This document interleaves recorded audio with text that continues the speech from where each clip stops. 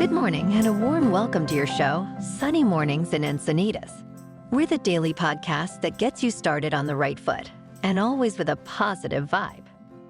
I'm your host, Melissa, and it's Friday, January 12th.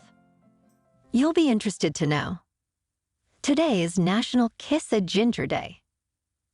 Only 2% of the population has red hair, and that number is actually decreasing over time. So today, go find yourself a ginger, ask permission, and then give them a big smooch. Goodness, I never thought I'd wish I had red hair, but today I do.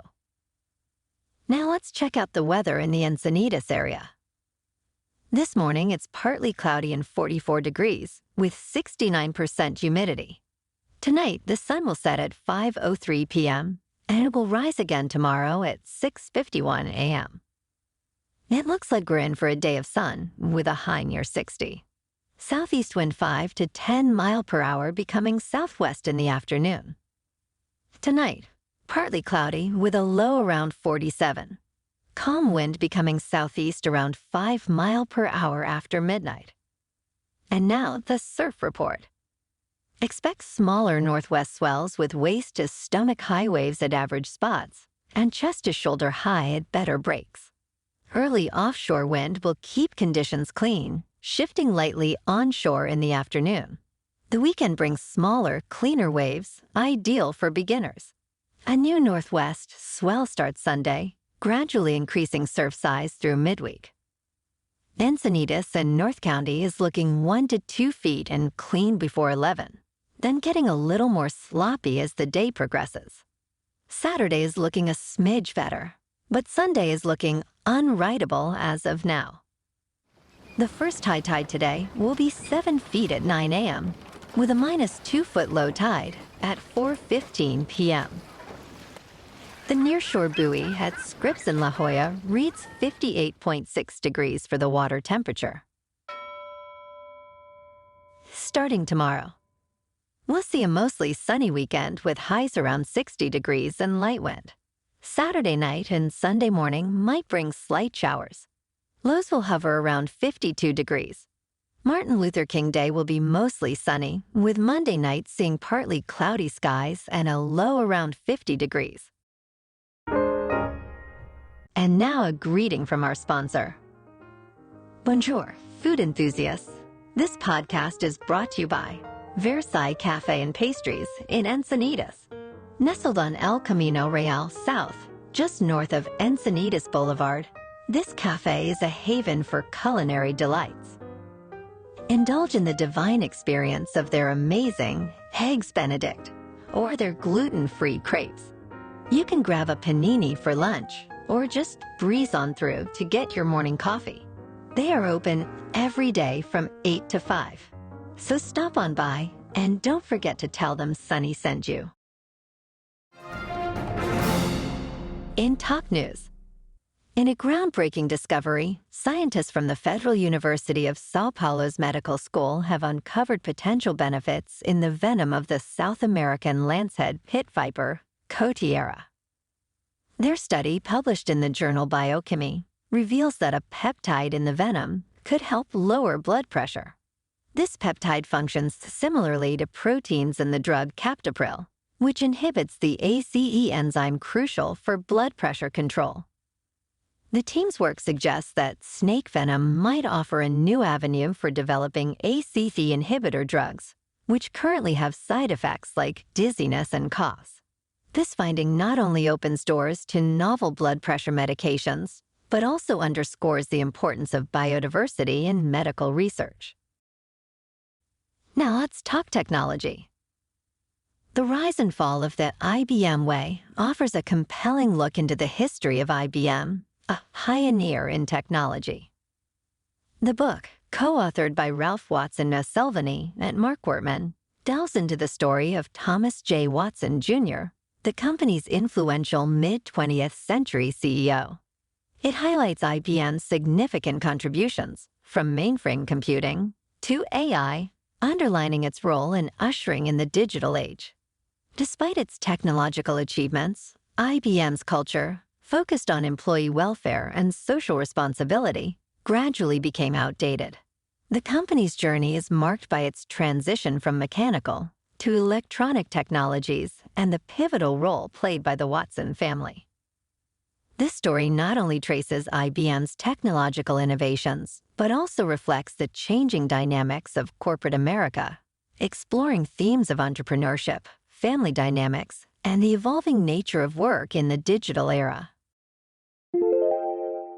And in stock market news, Kathy Wood, CEO of ARK Invest, predicts Bitcoin could reach $1.5 million by 2030, a significant increase from her previous $1 million forecast. This bullish scenario follows the SEC's approval of spot Bitcoin ETFs in the U.S., marking a major development for the cryptocurrency. Wood also outlines a bear case with Bitcoin rising to $258,500 and a base case of $682,800. ARK's revised prediction is influenced by factors like Bitcoin's growing hash rate and an increase in addresses with non-zero balances. This optimistic outlook is shared by entities like Standard Chartered Bank, foreseeing substantial growth in Bitcoin's value in the coming years. In crypto prices, Bitcoin is hovering at $46,650, up about 6% on the week. Ethereum is up 15% at $2,615. And Solana closes the week up 45% from a month ago at $101.36.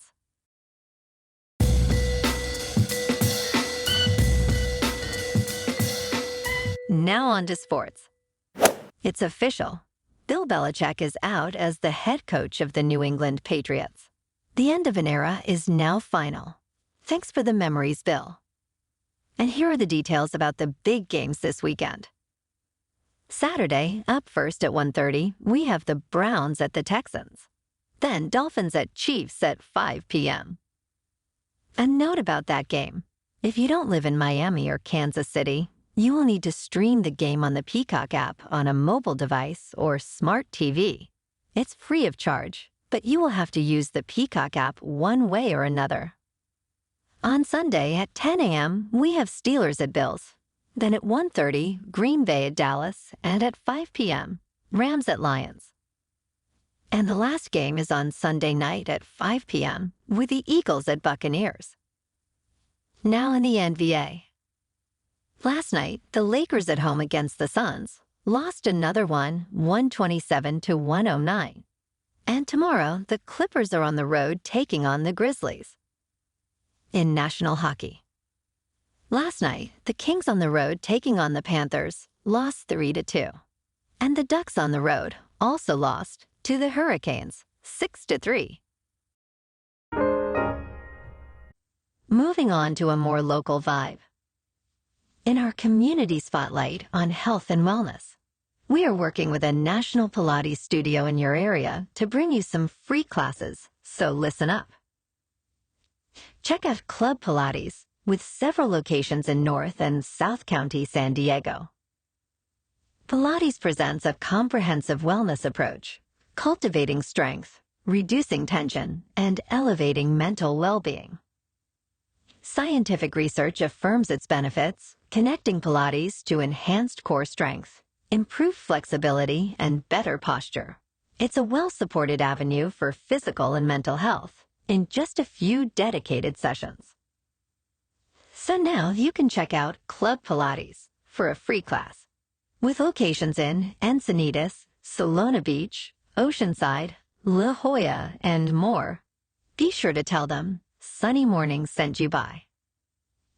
And now back to the show. In local news. In a dramatic turn of events, a U.S. Navy helicopter from the Maritime Strike Squadron 41 crashed into San Diego Bay during a routine training session last night. Miraculously, all 6 crew members on board survived. This remarkable outcome was due in part to the proximity of a safety boat and the timely assistance of federal fire. All crew members were promptly rescued and are currently receiving medical evaluations. The Navy is now actively investigating the cause of this crash, Squadron 41, known for training naval aviators and aircrewmen in this advanced Seahawk, a key maritime strike platform, faces a tense wait as further details emerge. This story is still unfolding, so stay tuned for more updates. And in entertainment news, Willem Dafoe, joining the cast of Beetlejuice 2, has passionately defended the sequel against the common accusation of being a mere money grab. He emphasizes that the film presents a genuine and compelling story, worthy of being a sequel to Tim Burton's 1988 horror comedy. The sequel, directed by Burton, reunites original stars Michael Keaton, Winona Ryder, and Catherine O'Hara, and introduces new faces like Jenna Ortega, Monica Bellucci, and Justin Theroux. Dafoe, initially reluctant to reveal much, eventually expressed his enthusiasm for the project, highlighting the original spirit of the movie and the return of key cast members. Beetlejuice 2, slated for a September 6 release, brings back the iconic character of Beetlejuice, with a story that explores themes of family, life-changing moments, and the supernatural. Dafoe's comments suggest a sequel that respects its roots while bringing a fresh perspective to the beloved franchise. Well, alrighty folks, it's time for the quote of the day. And today, our quote comes from Lucille Ball. The I Love Lucy star said, "Once in his life, every man is entitled to fall madly in love with a gorgeous redhead." So today, on National Kiss a Ginger Day, everyone here at Sunny Mornings Podcast wishes you the best of luck finding your ginger for a smooch, or maybe even some mad love. And that's a wrap for this week. We did it. Keep an eye out tomorrow for a bonus episode. Have an amazing weekend, my good friends. Stay safe and enjoy yourself to the fullest. We'll be back soon with another Sunny Mornings podcast. Thanks for tuning in.